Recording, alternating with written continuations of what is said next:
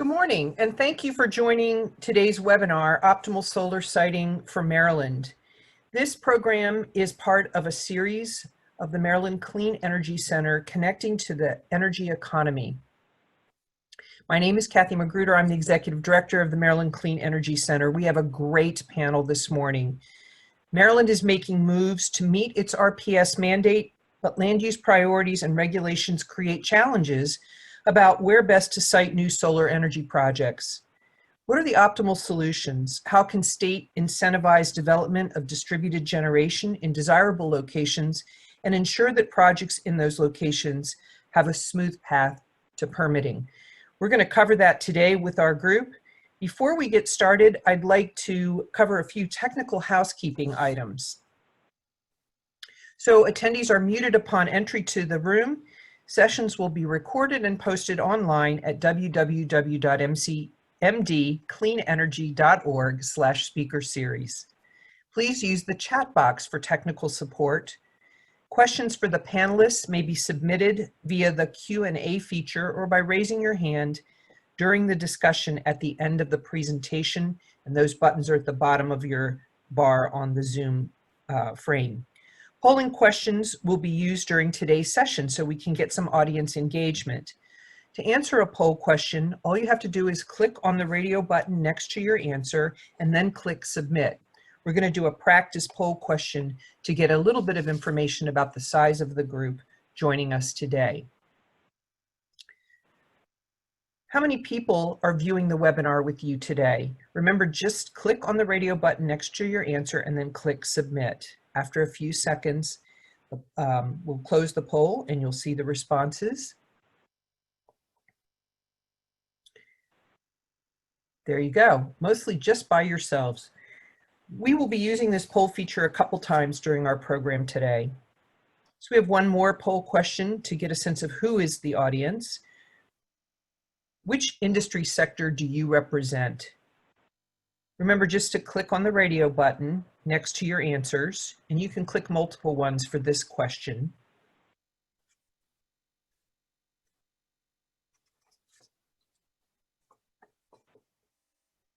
And then there we'll see our answer, who's in the room today. Thank you for that. This webinar is part of our series. I think this is session 6 of 10. We hope that you will be able to join us for the upcoming sessions. We've got some really interesting topics coming up. Recordings of each session and additional information, as well as the past session recordings, can be found online at www.mdcleanenergy.org/speaker-series. This session is brought to you by our sponsor, MDV-SEIA. Be sure to join MDV-SEIA virtually for the Solar Focus Conference coming up on October 17th and 18th. Details and registration information can be found online at www.solarfocusconference.org. It's my pleasure this morning to introduce my friend and our moderator, David Murray, who is the Executive Director of MDV-SEIA. He will be introducing our panelists to you. David serves as the Executive Director of this organization, which is the official trade association for the Maryland, Virginia, and DC solar industry.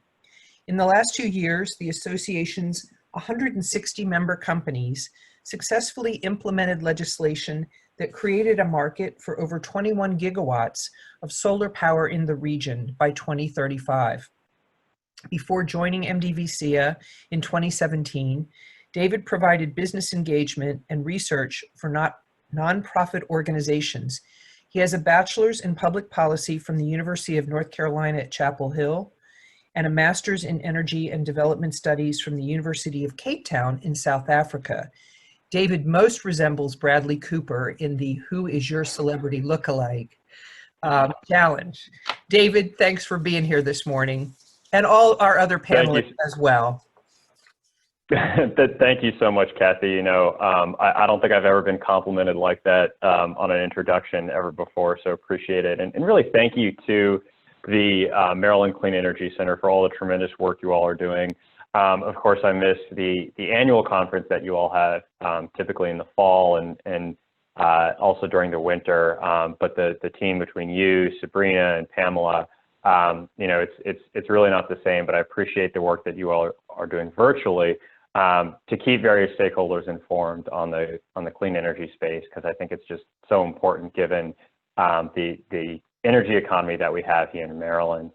So for those who are chiming in, thank you for joining us. We have a tremendous panel here today of really diverse perspectives coming at solar siting from very different angles, and you'll see that in this discussion, and I really encourage folks to ask questions and engage in the content. As a little bit of background, I represent all kinds of solar, and the way I think about it is rooftop, specifically residential solar, creates the most jobs and individual benefits to those going solar. Community solar enables people like renters, low to moderate income households, city dwellers like myself to really leverage the benefits of solar, making it the most accessible kind of solar. And finally, utility scale solar, which is the cheapest form of solar and represents a rapidly growing share of the nation's energy portfolio. Landowners and counties also benefit from the increased revenues from lease payments and property taxes collected from the panels. Now, I can speak in detail, of course, about job creation and investment in solar, but our panel today is really about siting. Energy siting has long been a challenging issue. While fossil plants have created jobs and tax revenue for counties, with them comes air and water pollution, especially to those who live within a 10-mile radius of the plant. Siting of traditional generation like coal and gas facilities is often near communities with the least access to political power, which exacerbates health hazards to some of our already most vulnerable populations here in Maryland. So how can the solar industry do things differently? How can we ensure that panels have all access to renewable power, that counties welcome development to maximize both the fiscal and environmental benefits that solar brings? And I'm excited to now introduce my first panelist to provide her perspective on the issue. I'll start with Ms. Susan Minnemeyer. She's Director of Conservation Technology at the Chesapeake Conservancy. With the Valley's Planning Council, Susan put together a presentation on siting in Baltimore County specifically that was presented to the Governor's Task Force on Renewable Energy Siting. And Susan has PowerPoint slides that she'll use for her presentation today. So without further ado, Susan, please take it away.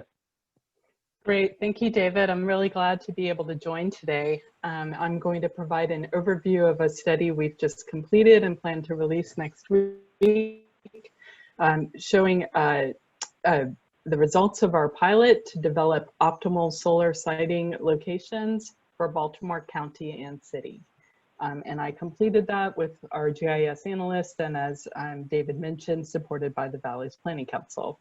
Next slide.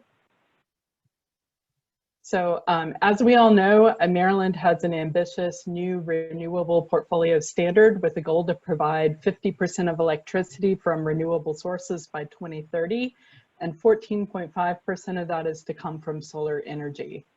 So by 2028, to meet this 2030 goal, Maryland will need to produce 9,000 gigawatt hours per year of electricity from solar. And in order to meet this goal, we're going to have 6 times our current capacity in 8 years to meet the goal. So this can obviously provide a lot of challenges in terms of where this development can take place. Next slide. So in doing this study, we wanted a goal that would be appropriate for how much in optimal locations we would need to find for Baltimore City and County. So we set a goal for this project that this region would need to produce just under 2,000 gigawatt hours per year. And this is based on the energy consumption of the region. And this led us to a goal that's just under 20% of the statewide goal. So as you can see from the map, this is actually far less than 20% of the land area, but we set this higher goal based on the higher population in the region. And our key question we wanted to address is, if you want to locate solar energy development just on the optimal sites, are there enough of these to reach this goal? Next slide. So our study was addressing a lot of the potential land use trade-offs of solar energy siting. Ground-mounted solar in particular can compete with desirable land uses, potentially displacing land that would be needed for food production and environmental services. Conversion of prime farmland for solar energy can take land out of agricultural production and thus reduce the total amount of agricultural production in the state. And then loss of forest and ecologically sensitive lands is another major concern. This is undesirable for meeting environmental protection goals. For Maryland in particular, the goal is to restore the Chesapeake Bay water quality, and is also counterintuitive to climate mitigation and resilience goals. Next slide. However, solar that's in the built environment can avoid many of these trade-offs. So, you know, solar on the roof of office buildings and homes enhances the value of the properties. It can provide energy savings and doesn't compete with the use of these buildings for homes or offices. Solar on degraded lands can reclaim lands that are not in productive use now. So solar that's located on landfills or industrial sites can put land back into economic production and you know, provide solar energy development that might otherwise have to go on other lands. Solar parking canopies provide shade for parked cars, and they may also provide benefits for reducing urban heat island effects and can be used to charge vehicles. So they're seen as a very positive amenity.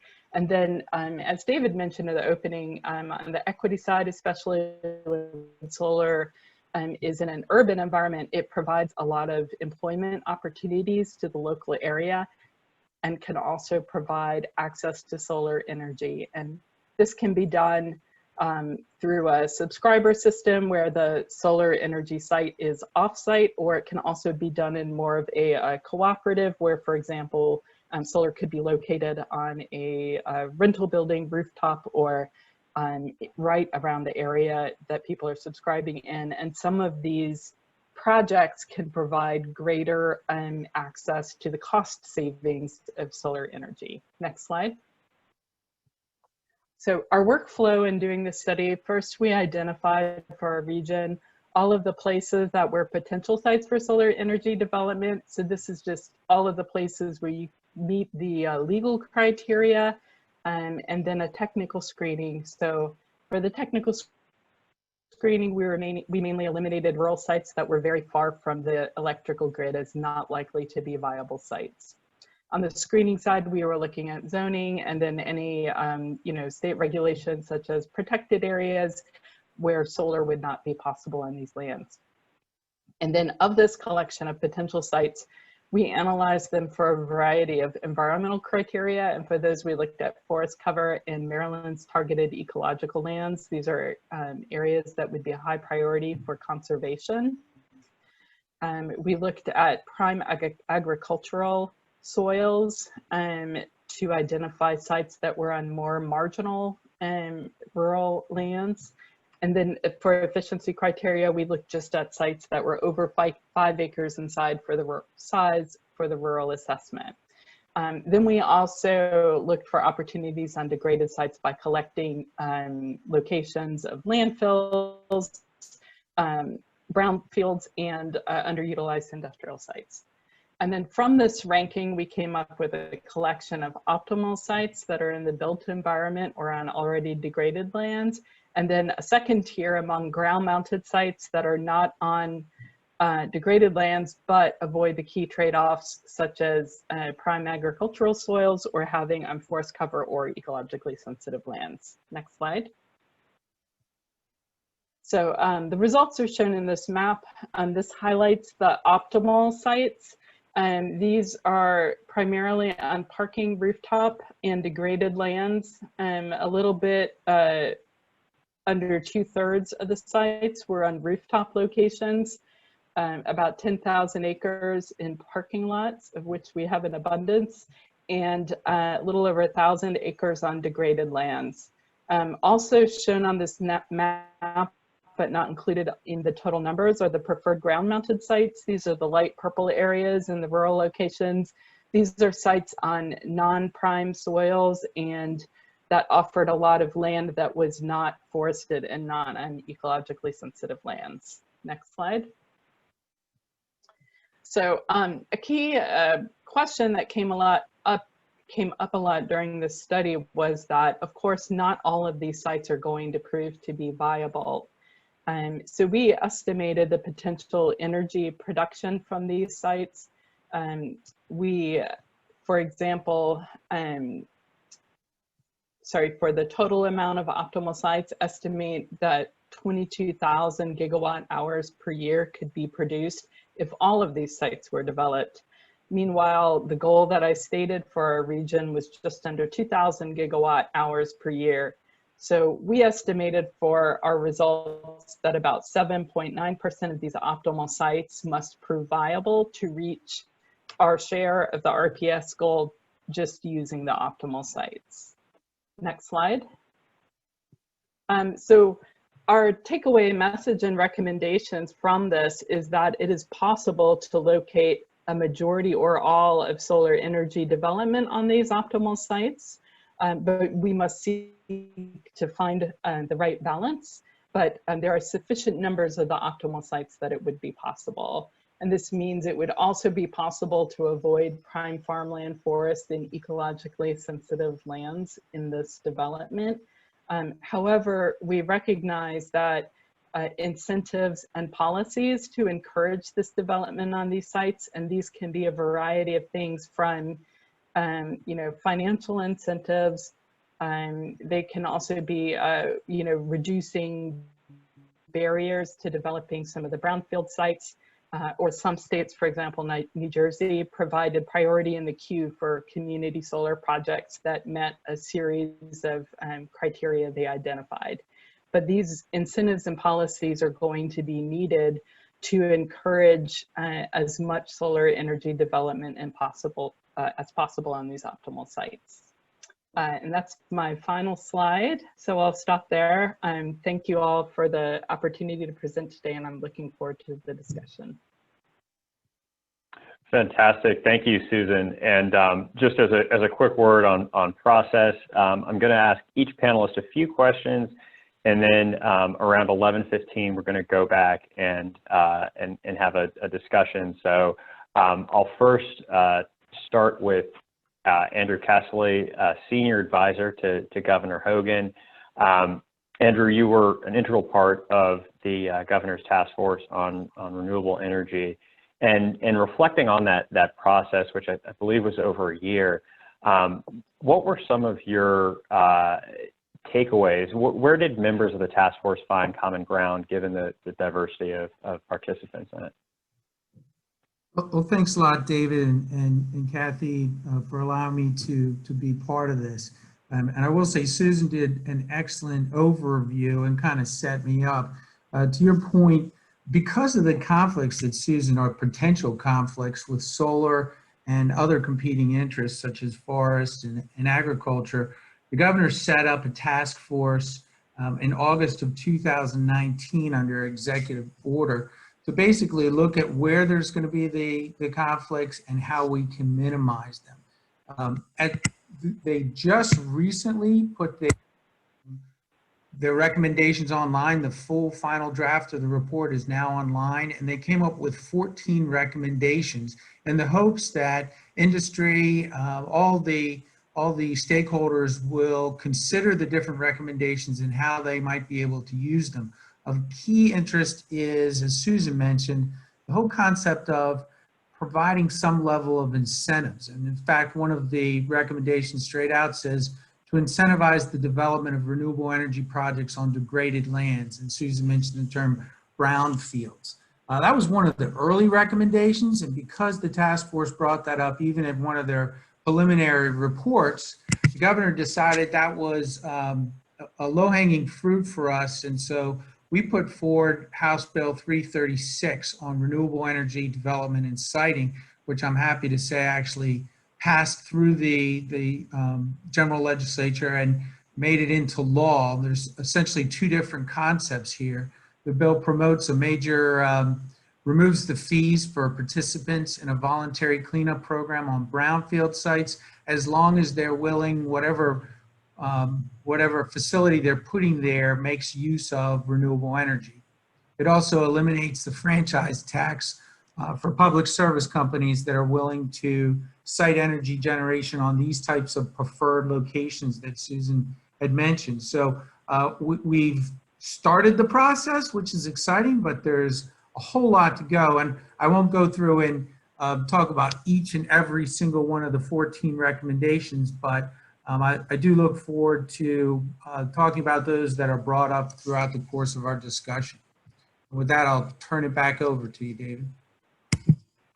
Thank you, Andrew. And we supported the siting bill that ultimately passed out and was signed by Governor Hogan last year. I felt like that was an excellent move in the right direction to prioritize brownfield development. Given the array of different recommendations on the report, I know there are 14, but each of the 14 have several sub bullets. And the fact that next session is going to look very different. We're obviously dealing with a crisis, but you know, the events over the course of the last year are really going to take the first fiddle to the legislators' attention. So what is the timeline for the administration to advance some of these recommendations, either both administratively or legislatively? And what do you think the governor will prioritize moving forward, given how quickly we've got to act to deploy renewable energy and fight climate change? So one of the key conflicts that was identified, Susan, was agriculture. And so the desire is really to incentivize making sure that the projects that are moving forward aren't unwittingly taking advantage of the easiest place. Open land is obviously the easiest place to construct these. So I think we've already started the process, if you will. The fact that we were able to move forward with legislation last session, I think it was critical and key that the report has been released so that the General Assembly can look at it. I've already been contacted by a few different delegates and senators who are interested in different components. And generally that happens, we try to put them in together with other interest groups to decide how can they craft legislation that will meet the goals of these recommendations. And I guess, you know, some easy ones, again, like low-hanging fruit, quite oftentimes when we're looking at incentivizing these types of projects, for example, canopies in parking lots, we're going after structures that are already built. And as you know, modifying something that's already been constructed can be somewhat cost preventative and also add to the payback time of the solar project. If we can get to these projects while they're still in the conceptual stage for new parking lots or new buildings and incentivize requiring that new projects take advantage of renewable energy, we think that that will go a long way in getting us to the goals that we're looking for and also decrease the payback time that's needed for these types of projects. Yeah, and Andrew, you just had a great segue into our next panelist, and I really want to stay on new construction because I feel like that's something often underappreciated by folks in outside of the industry, that customer acquisition and dealing with an existing structure can be very challenging. And so if you get ahead of the issue and create a lot of incentives for solar on new buildings, you really set yourself up for success. And Senator West, Baltimore County had a great bill last year that unfortunately didn't get through, but you know, it's our hope and expectation that solar on new schools is really going to be a driving force of our solar economy. So next up, we have a friend of mine and leader in the solar industry, Rob Corradi. He is a senior advisor with SunTribe Solar. So Rob is a Marylander by nature, but now he lives in Charlottesville, working for SunTribe Solar. And I think SunTribe is really well suited for this discussion because they deploy a variety of solar arrays, both on rooftops and on ground mounts, both for public entities and private entities. And so, Rob, why don't we start off? Can you shed light on some of the challenges of deploying solar exclusively on rooftops or brownfields, and how ground mounts can often support customers like schools and government buildings. Yeah, appreciate that, David. And I'll admit I miss Annapolis terribly. My wife and I lived there for 8 years, and I was smart. I married into a multi-generation Washington County farming family, so have learned a lot about the agricultural community. You know, in the time not just of my working life, but in my marriage too. There's a lot that Maryland's communities can kind of teach us about what they're looking for when it comes to clean energy. I think it's a great question. You know, I think as Andrew mentioned, you know, there are opportunities for existing structures when we as clean energy developers, when we're thinking about where can solar go, the first thing that we're thinking about is making sure that people understand that there's a ton of optionality when it comes to solar, right? So, you know, it's a pretty flexible technology. So yes, when it comes to existing buildings, there are chances to put it on existing rooftops, existing, you know, carports, existing brownfield sites, right? Which I think Andrew correctly identified, as did Susan, as being really key sort of frontline assets as we're thinking about where to deploy solar right now. But to your larger question, you know, I think landowners, I think local governments, I think schools, they recognize that their land is both an asset and a responsibility. So, you know, when you're looking at opportunities for solar siting outside of existing structures, you're looking at the opportunity not only to provide solar in places, for example, if you have a school system or a government building where their roof is too old to accommodate solar, right? You have a 15-year-old roof, which, you know, for kind of structural reasons and insurance reasons, you might not want to put a solar system that'll be on there for the next 30 years, right? So you start looking at your other assets. You look at, hey, we have a field next to our school, or if I'm a farming family, right?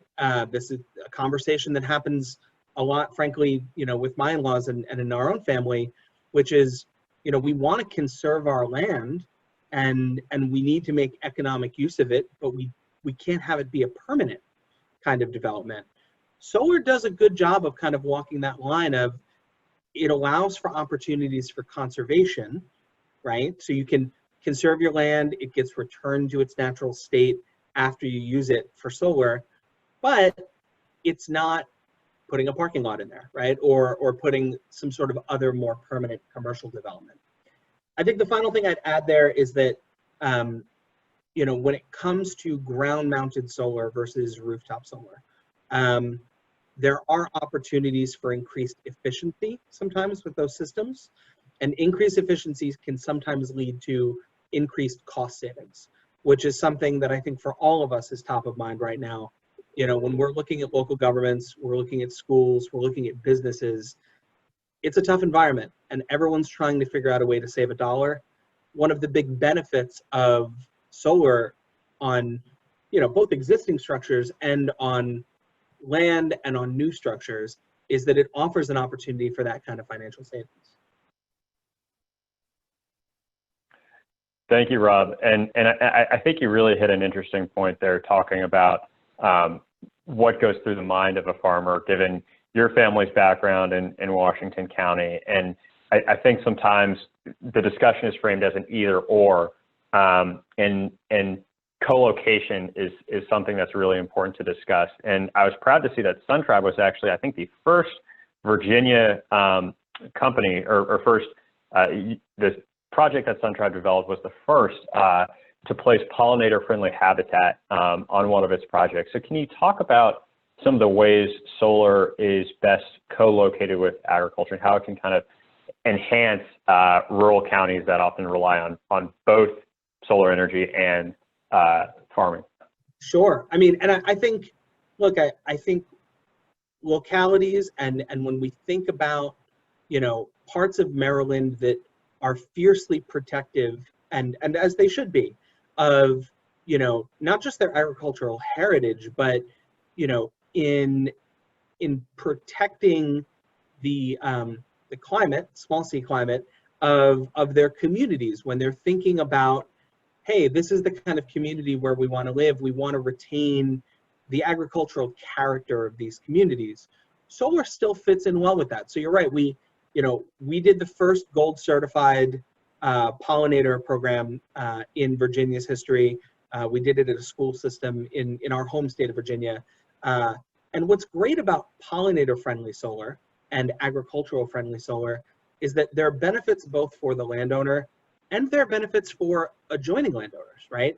If I set up a pollinator-friendly solar site on my land, there are biodiversity and agricultural benefits that translate to, my neighbor who also sees the benefits of those, of those pollinators having a home on my land. The other part of this, as you mentioned, right, when we think about what the future looks like when it comes to, siting solar with existing agriculture, I think Maryland has done a great job of working with farming communities on things like cover crops, right? And on helping understand, really that ultimately there are things that can be good for traditional farming communities and good for our environmental and our conservation goals, that those two things can work closely with one another. Solar is often the thing that makes the economics of it work, right? So we can provide real financial benefits back to those communities and landowners while making sure that those two things are properly balanced. Fantastic. Well, thank you, Rob. And so next up, I want to turn the conversation to David Beugelmans, a member at the Baltimore-based law firm Gordon Feinblatt. And so David is really going to focus on utility scale solar. So utility scale solar, just for folks' reference, is over 2 megawatts. That's typically over 15 acres in size. And the difference between this and say a ground mount that may be on a school or under 15 acres is that typically the permitting for this is done at the Public Service Commission, given that this is a transmission level project that is providing, again, the cheapest form of renewable power to the Maryland grid. And so, David, there was a recent ruling related to solar development. Actually, it was called Perennial Solar versus Washington County that affirmed the Public Service Commission's authority on zoning transmission level solar projects like utility scale solar projects. Yet the zoning and permitting process is still really getting bogged down by local zoning challenges. And so if Perennial had already affirmed that the local government's role in this, participatory role in this process rather, why do you think large-scale solar development in Maryland is still being held up? Sure, so that's an excellent question, Dave. I think it would be useful to maybe take a step back and take a look at the actual CPCN process to give things context. The CPCN process, Certificate of Public Convenience and Necessity process, is supposed to be a comprehensive permitting review for generating stations in the state of Maryland. So at the end of the day, the generating station kind of boils down to a power plant that's larger than 2 megawatts. So it could be anything from 2.1 megawatts to 200 megawatts or larger. The process is overseen by the Public Service Commission, which for CPCNs typically delegates these cases to what's called the Public Utility Law Judge Division, which then oversees the proceeding. And what you actually have is a litigated model proceeding. So you literally have testimony, witnesses, evidentiary hearing, lawyers cross-examining people, briefs, and then a final decision. So if you took like a picture of the hearing room, it looks like a courtroom with lawyers kind of doing their thing. That's literally how the process works. It's been understood since, I think, at least the 1980s that the CPCN process preempts local zoning. Preemption is a legal construct that you hear in other contexts as well. And it determines which set of laws apply between two levels of government. So you see it at the federal level, whether federal or state law applies, and the state level, whether state law or a county ordinance applies. And the logic is that the higher level of government in certain cases can supersede local laws for various reasons, and courts will look to legislative intent, conflicts, whether the higher level of government has regulated the entire field at issue. Going back to the process, for decades, the PSC has been required to give due consideration to the recommendation of local governing bodies. And their precedent has been they afford those bodies significant weight. And it's to the point that in some cases it's almost deference. It's not quite, but it is significant weight, and they've always taken those recommendations very seriously if you look back through the cases that they've released. Adding to this, in 2017, the General Assembly passed a law explicitly requiring the Commission to give due consideration to the consistency of proposed projects with local zoning and comprehensive plans. So the Commission, in some cases, had done that before, but now it's crystal clear. The Commission has to consider a bunch of different factors: economics, aesthetics, environmental impacts. Now, as part of that, they have to consider whether a project is consistent with local zoning. In 2019, in the perennial case, the Court of Appeals affirmed the longstanding concept of preemption, even with this new language. And perhaps that the concept of preemption had been put into doubt a bit, or perceptions had changed because of the 2017 legislation, but the Court of Appeals found that no, there is still preemption. What they looked at as part of their decision was the suite of environmental and renewable energy policies passed by the General Assembly, the Renewable Portfolio Standard, the Greenhouse Gas Reduction Act, and then the Commission's general authority to oversee, especially with respect to the RPS, implementation of those policies, and ensuring adequate electric supply in the state. And they said, you know, look, the General Assembly has clearly created or given the PSC, a statewide agency, authority to oversee implementation of these goals from a statewide perspective, when in some cases they may be in conflict with local prerogatives. So you would think that with that decision, it would end all uncertainty. But you know, the way that I view it is it really just affirmed what had already been the law of the land for decades. You know, perhaps it removed the wind from the sails of some opponents who said that preemption didn't exist anymore, and you can move on to different arguments. But there still is uncertainty. Really, where I'm seeing it at this point is there's disagreement in terms of what developers need to do with respect to local zoning. Some stakeholders have taken the position that developers should, even though there's preemption, apply to local governments for local zoning approvals. Like, for instance, many greenfield projects in the state, you have to get, if there wasn't preemption, you have to get a special exception. So they say you have to go in and apply for that. At the same time, if you look at perennial, I think it was clear that the Court of Appeals held that those processes are legally void. We've actually seen recently some lower level courts vacating zoning decisions on that basis, basically saying that the local process was void. So we have a situation where we have some stakeholders advocating to go through the process, of course, saying you can't do it. And you know, I think there's an argument to be made that if projects are required to do that process, just adding months and months and legal costs and uncertainty that doesn't necessarily need to be there, if we all agree that the PSC is the place to determine these issues, obviously with strong input and strong weight given to the local governments. So that's one piece. I think one additional piece that's going to increase tension within this process is you have to remember that, again, perennial did not totally remove zoning or local governments from the process. There's still a significant piece. I think what we're seeing now, decades into solar development in Maryland, is I think the developers are looking to, honestly, more challenging sites.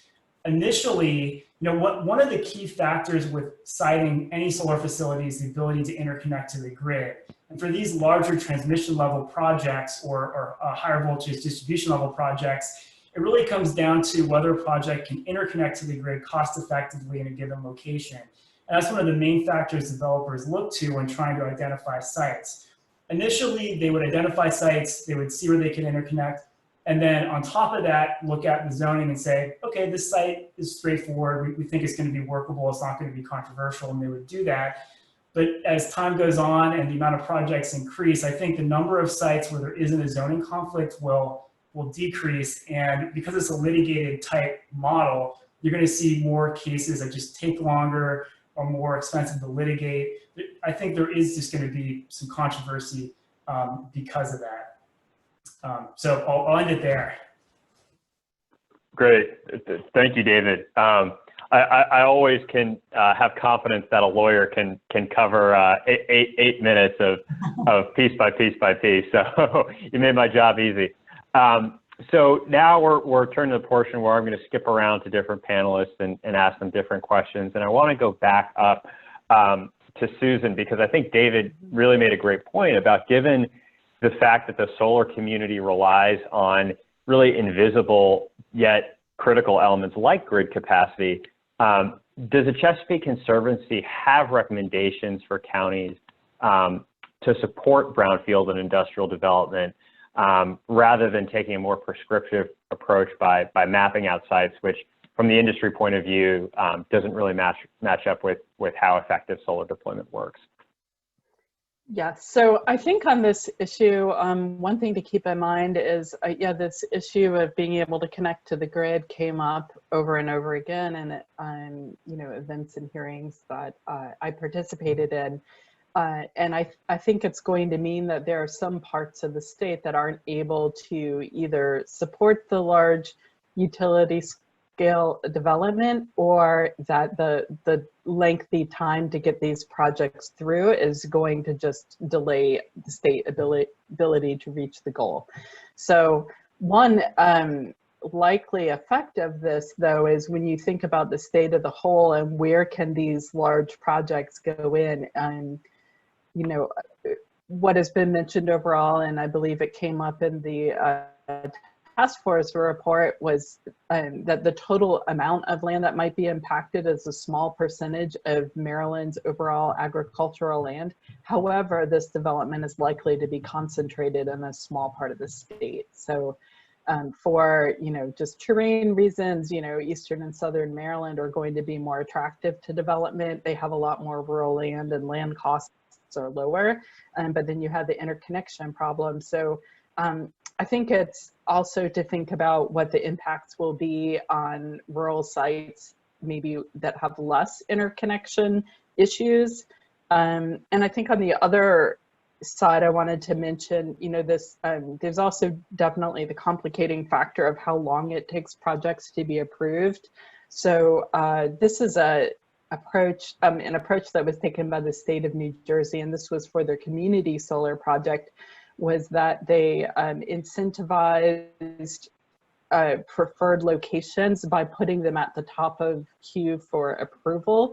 So if there's some way to make the approval process easier for sites that meet certain criteria, and in the case of New Jersey, they looked at having a LMI component that is a provision to low and moderate income users, or having a certain portion of LMI subscribers.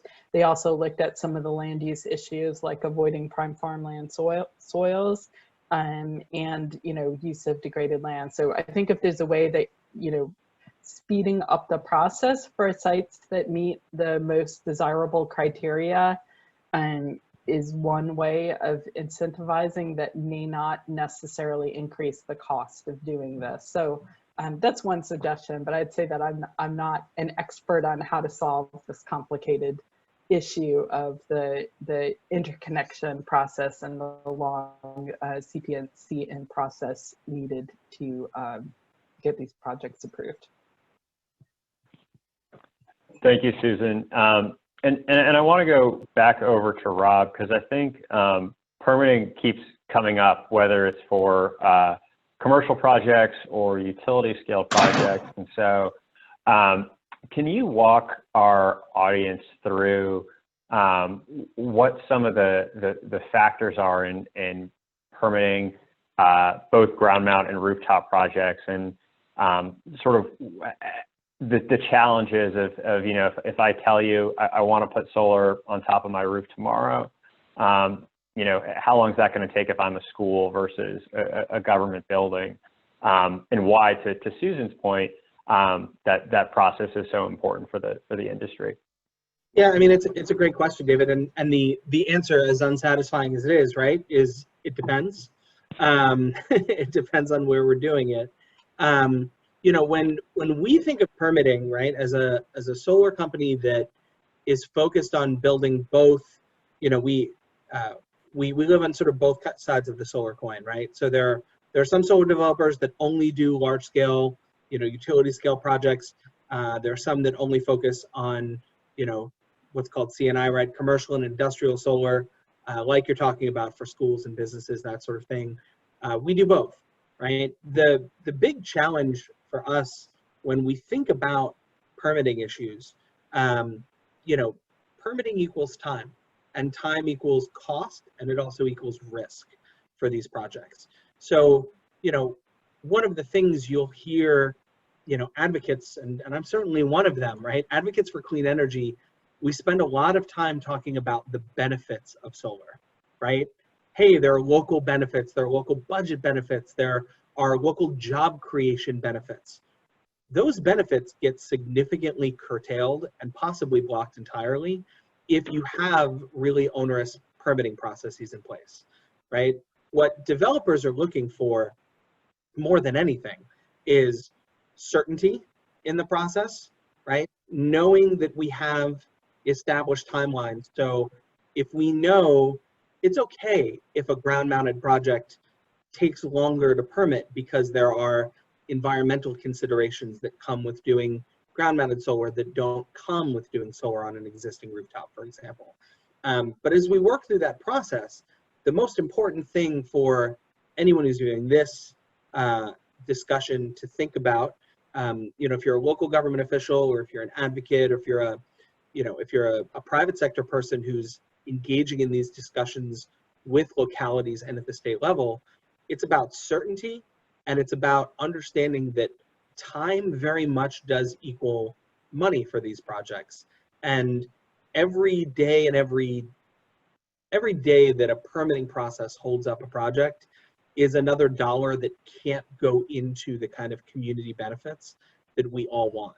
So, you know, I mean, I think some of the things that Susan's talking about are super helpful, you know, when we think about getting creative when it comes to state permitting, and also when it comes to, you know, the local permitting process. But at the end of the day, you know, every locality, you know, thinks about these things slightly differently.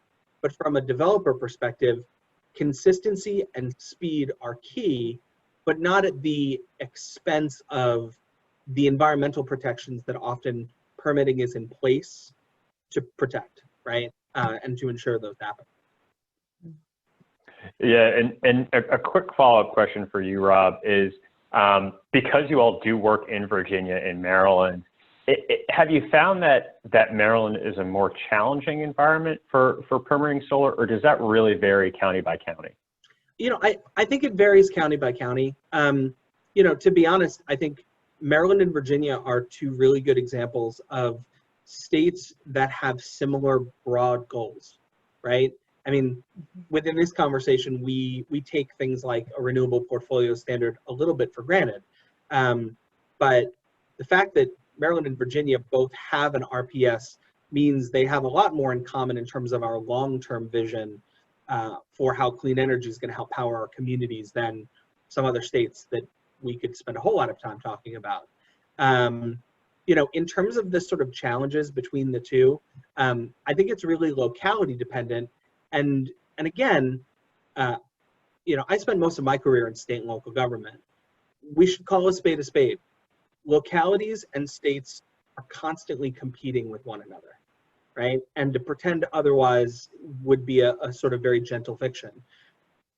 When localities and states are thoughtful about how can we make the permitting process and make the process for making solar reality easier for developers, that puts them in a better position compared to their counterparts. So, you know, if Maryland is really aggressive about, hey, here's how we're going to make this process easier for companies that are looking to come in and do these projects and create community benefits, that's going to give them a leg up on their neighbors to the south versus, hey, if we, there are all sorts of reasons why, you extend permitting challenges or, put certain restrictions in place, that has a real competitive cost.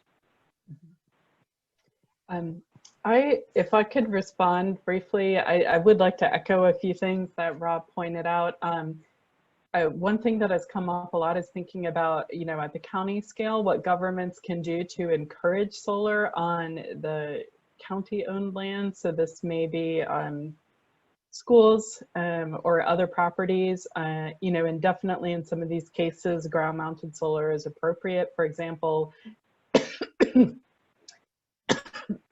excuse me, ground-mounted solar next to a wastewater treatment plant to offset the electricity use of that plant.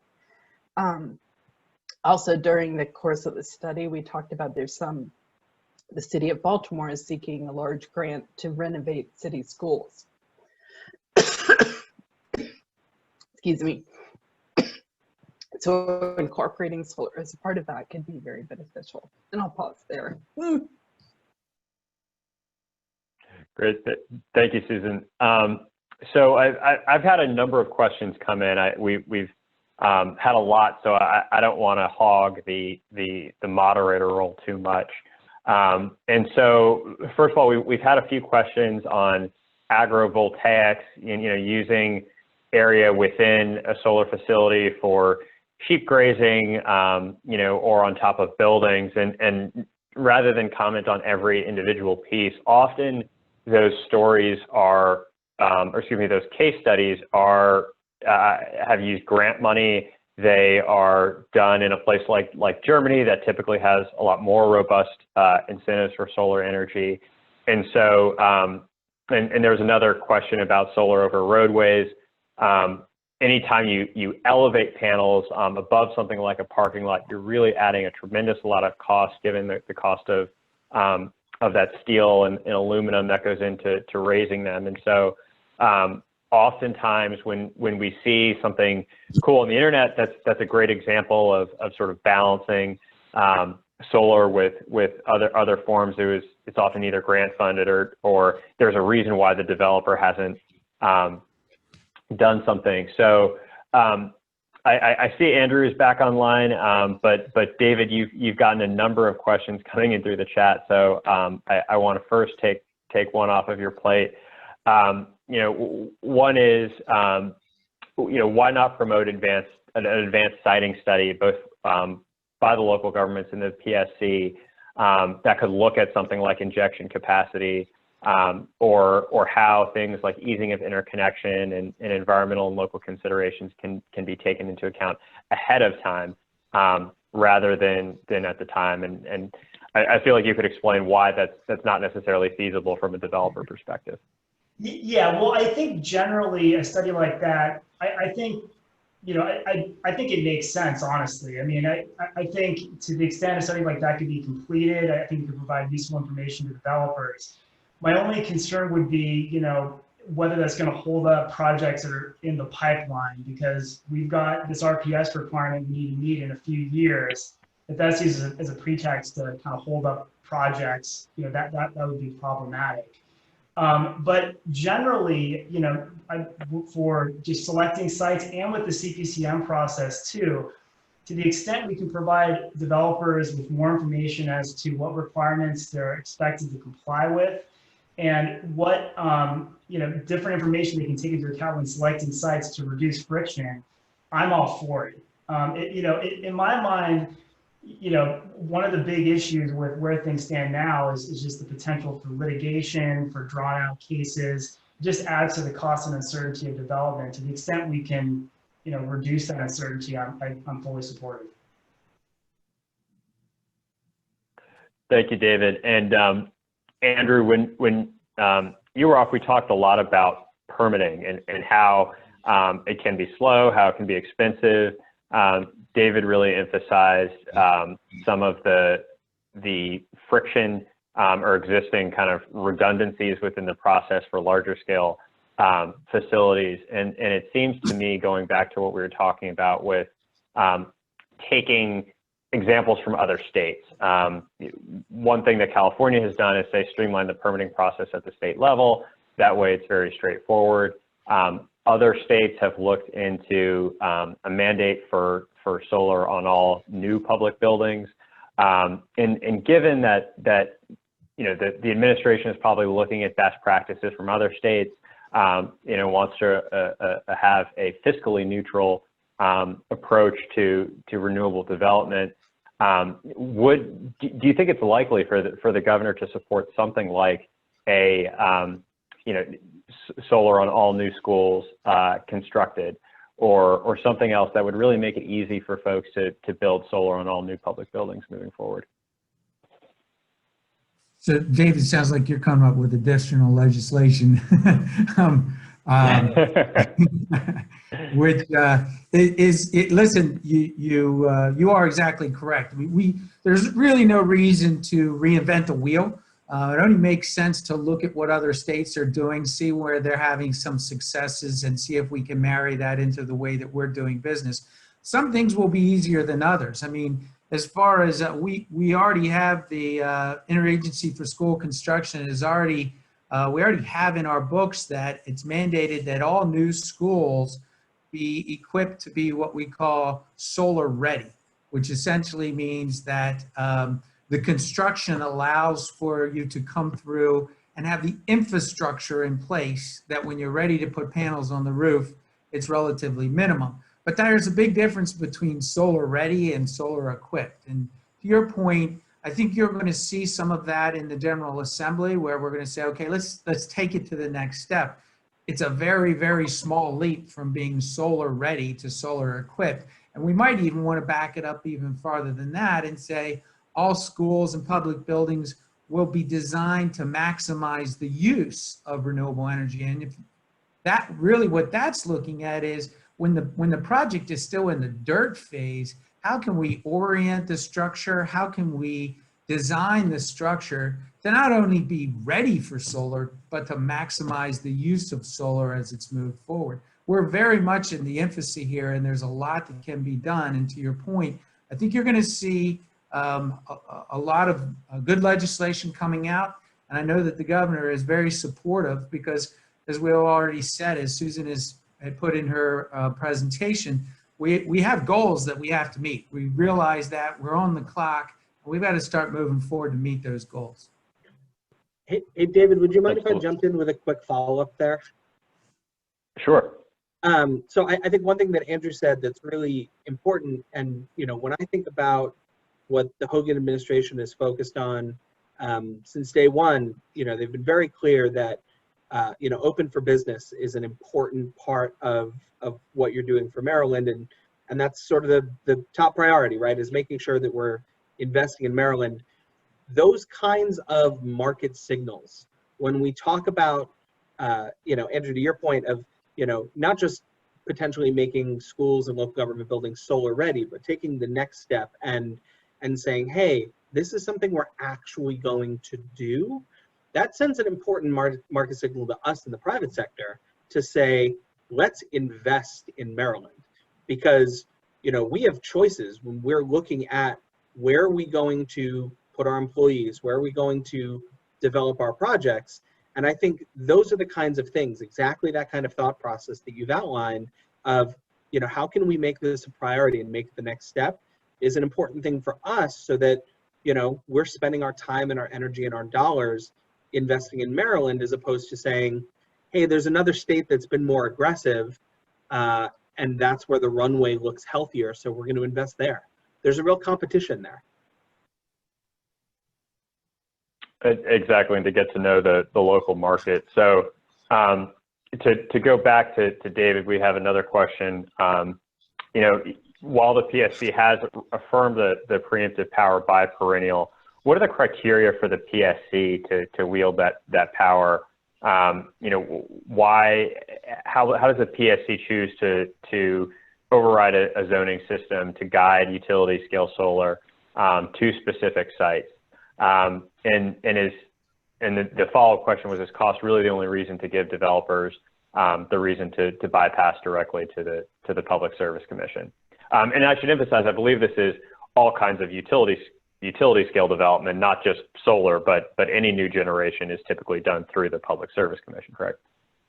Right. So, it's really an evolving area at this point because, as I said earlier, these issues with zoning are becoming more and more common, and I think this will evolve over time.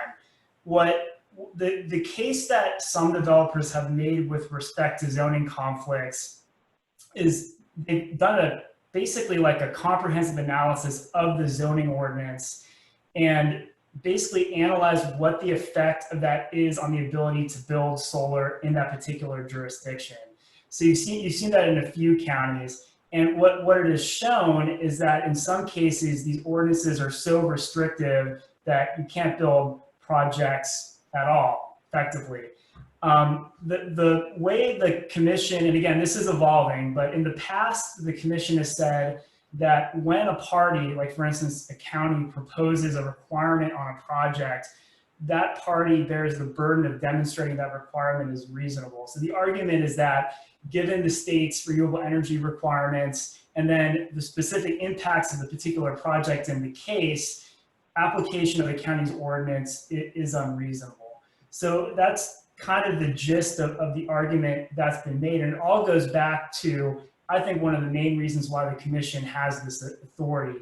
They're an agency with statewide perspective. They oversee these statewide goals and a state and region-wide electric system. And so they take into account, obviously, the local piece, but these other factors as well. So it's really a balancing test.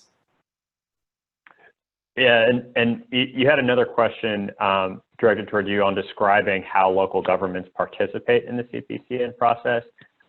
It really defining that participatory role so folks have a sense of what that looks like. So it ranges. I've done more than 30 projects at this point. Some counties don't participate at all, honestly. And some of them, the developer will go through the zoning board and get a decision, and they'll basically submit that. And even though the county's not participating, that's on the record. I've worked with some local jurisdictions where they're generally supportive and acceptive. They accept preemption, and they are able to kind of incorporate their ministerial permits as follow-on permits and make sure the CPCN works with their process. And then I've also worked on projects in counties where it's much more adversarial. Counties can intervene in commission proceedings like any other party. They can have counsel cross-examine witnesses. And, we've seen kind of scorched earth litigation, which is their right, but there really is a range, in terms of what they can do. I do think, in my experience, it's been most constructive when they've accepted the role of the commission and they've tried to provide useful input. And, in some cases they've remained opposed, but in some cases it's been so reflexively against the project that arguably it wasn't too useful for anyone. But anyways, there really is a range in terms of participation. Great. And Susan, I want to go back to you because there's a number of questions directed your way. And one is we talked a lot about degraded lands, and given that injection capacity is really this gating factor for solar developers, making sure that we make it as easy as possible to develop on degrading lands. And hopefully some of those lands will be sited in a way that is appropriate for solar developers to use based on the surrounding injection capacity, the transmission infrastructure. You had a question on, how do you define a degraded land? What exactly does that mean? And then could you describe more about the incentives needed to encourage solar and kind of what the cost is relative to some of these other projects that are more economic for ratepayers at this point? Right. I will say that, going deeply into the economic cost of different approaches, we did look for, I think that's going to vary so much site by site. I definitely will acknowledge that some of these sites are going to be more expensive. I do think that as has been mentioned, is, easing the permitting process or the approval and reducing fees. I believe, as Andrew mentioned, that the state of Maryland is doing associated with developing on these sites.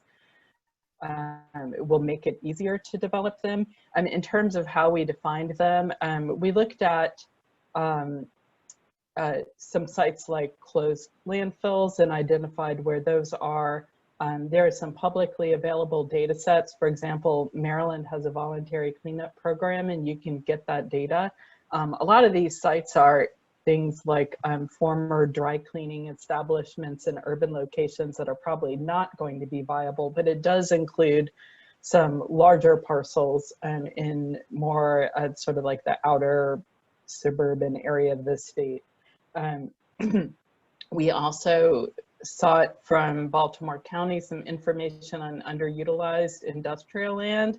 I think a lot of this will be locally decided, but if there are sites, for example, the city of Baltimore has a problem with vacant buildings. Potentially, there could be some locations that might make sense for a temporary use in solar development until it's economically feasible to redevelop those lands for housing or commercial development. So we did collect some information like that as well. But there's all of these sites are different from each other. So I think in some ways a role that the city and county governments can play here are positively identifying the sites that are most suitable for solar.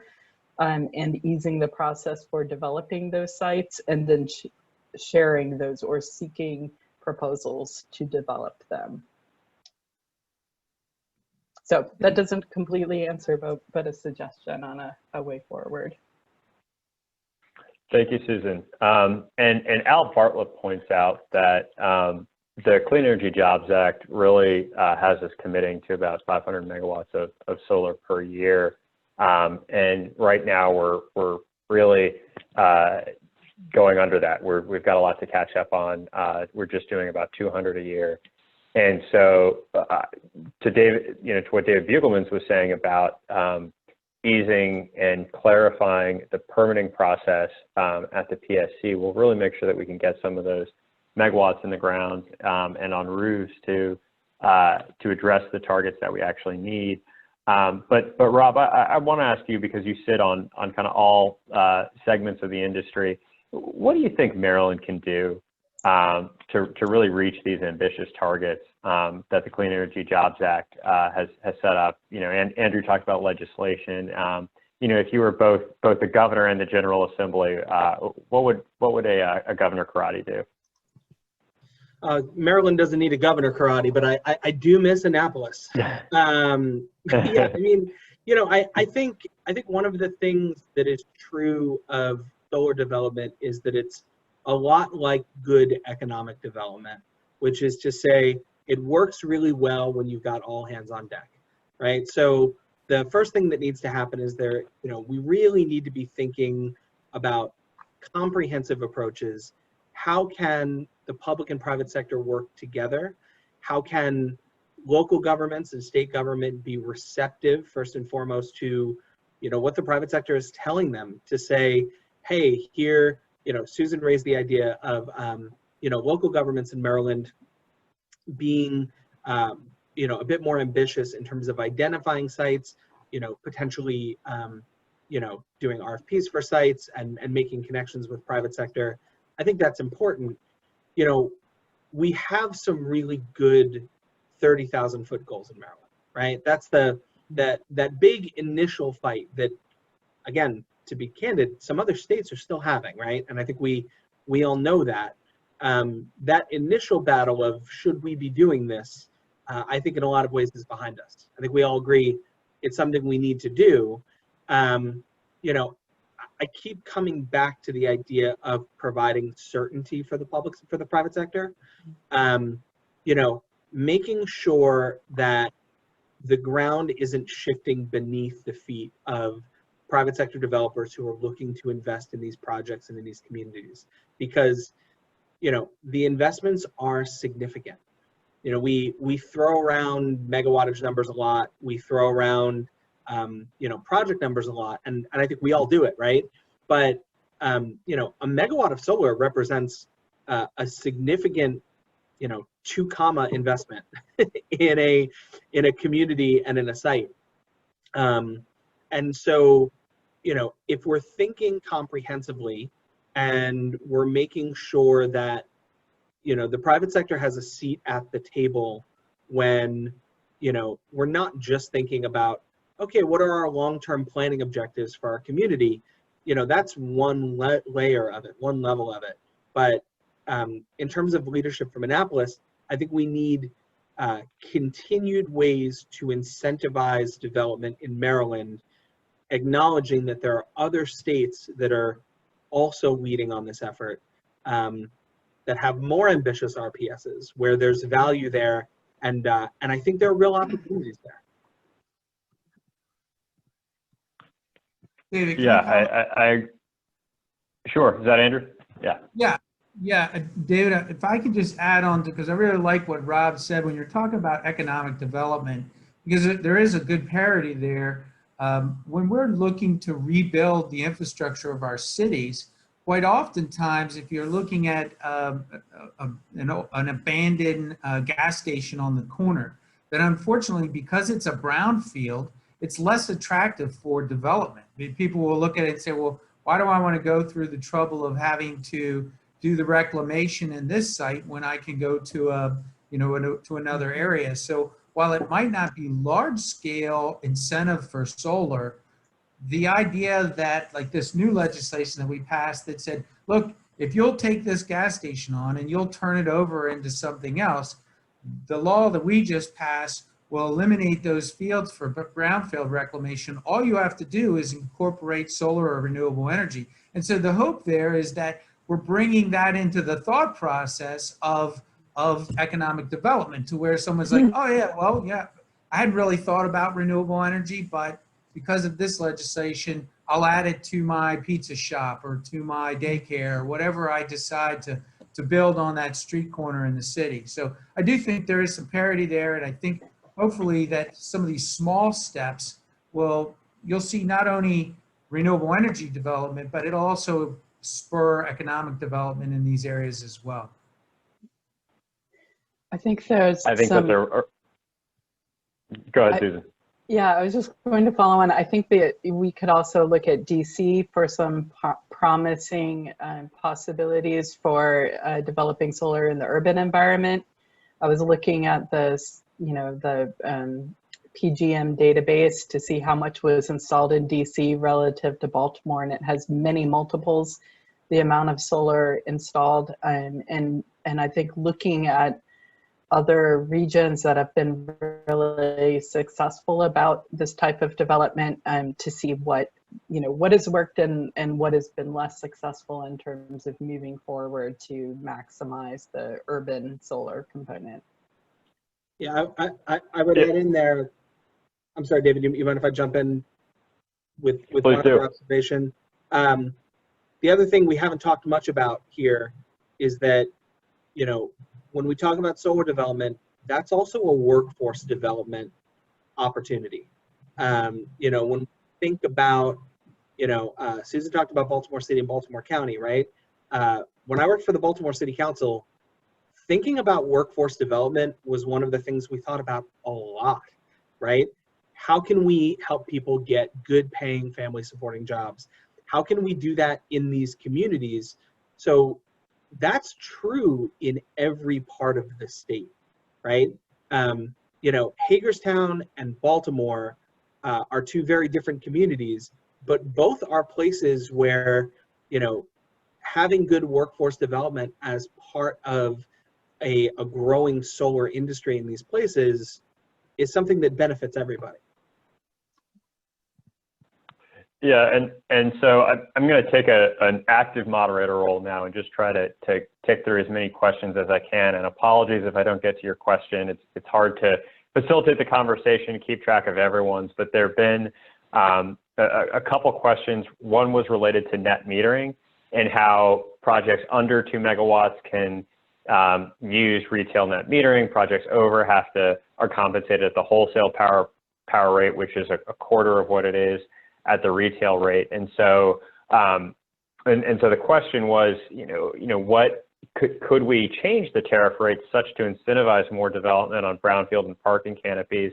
The answer is that can be a legislative change. It's worth pointing out that there's a cap on full retail net metering. Net metering means, for every power that you don't use on site, you export that to the grid at the same rate that you would have otherwise paid for that power if it was coming from the grid.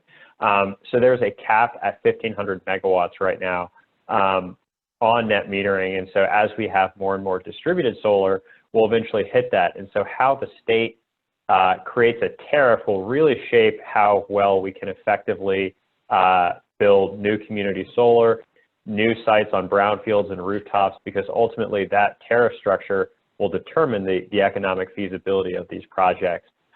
There's another question on wholesale power prices and the trend in our region that they've been going down.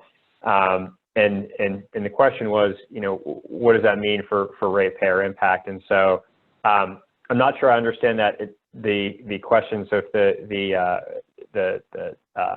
the guest could clarify that would be really helpful. But on the question of new generation like solar, I think it's replacing a lot of these power plants, namely fossil generations that are approaching retirement or will retire in the not too distant future. And that's why it's important having them in the ground, making sure that they produce less power, especially less coal, which is the most pollutant heavy form of generation. And so that's really where I think the solar industry is trying to do is to make sure that for every dirty piece of generation that comes offline or goes into retirement, we're not replacing that with another fossil fuel generator. We're replacing it with solar.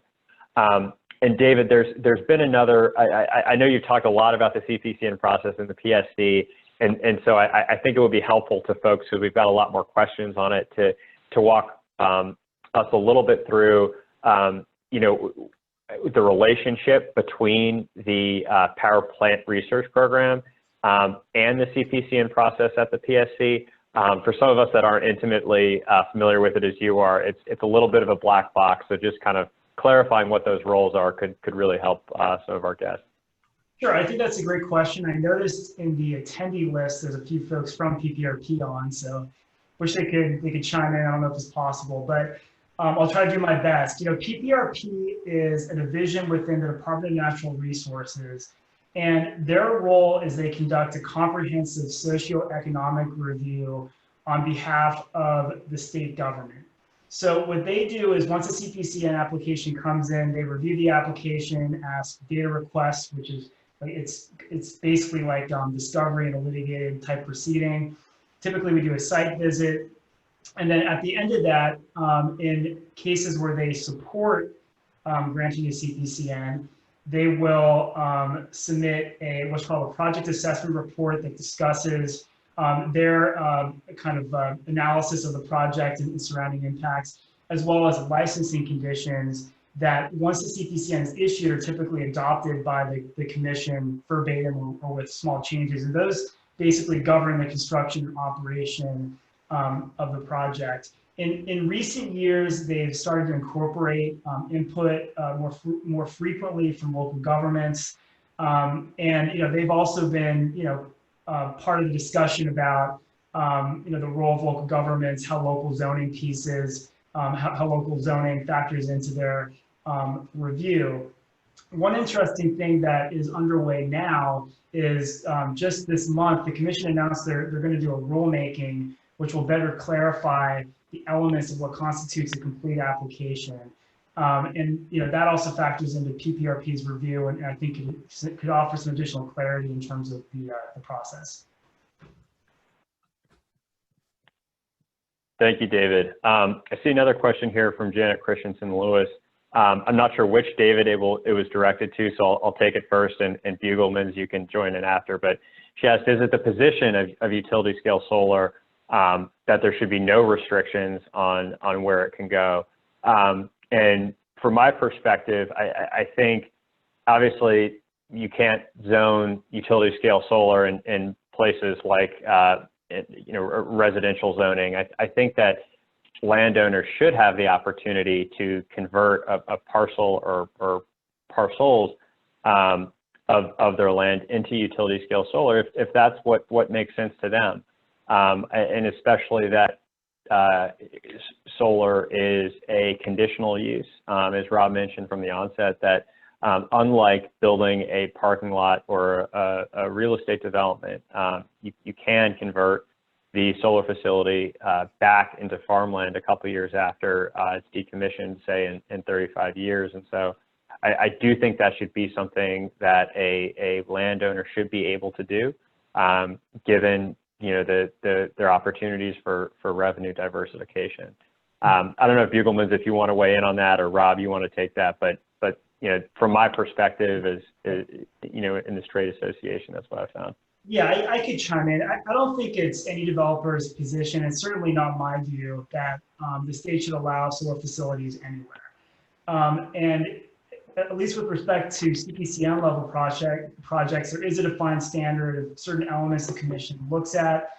Like a court, there's development based, or there's precedent that develops over time that kind of outlines how these things are considered and how everything works. I think what is important to keep in mind are the constraints, really the design and engineering constraints of these facilities. And like I was saying earlier, developers need to look to available capacity on the grid in terms of where they can interconnect. And in many cases that involves greenfields and farmland. I think one thing, because I've heard this concern all over the state about the use of farmland for solar facilities, but I think it is important to keep things in perspective. And I understand the debate about, why are these projects going in on the Eastern Shore in Western Maryland as opposed to Central Maryland? Probably has to do a lot with land costs, which is another, in terms of incentivizing development, if there could be subsidies provided for other locations, that maybe that would help offset that. But the reality is, if you crunch the numbers in terms of farmland that would be consumed under the current 14.5% solar carve-out, if you assume that half of the solar will be built on greenfields, which is largely, for the most part, farmland, it's just 0.7% of farmland in the states necessary to meet that carve-out.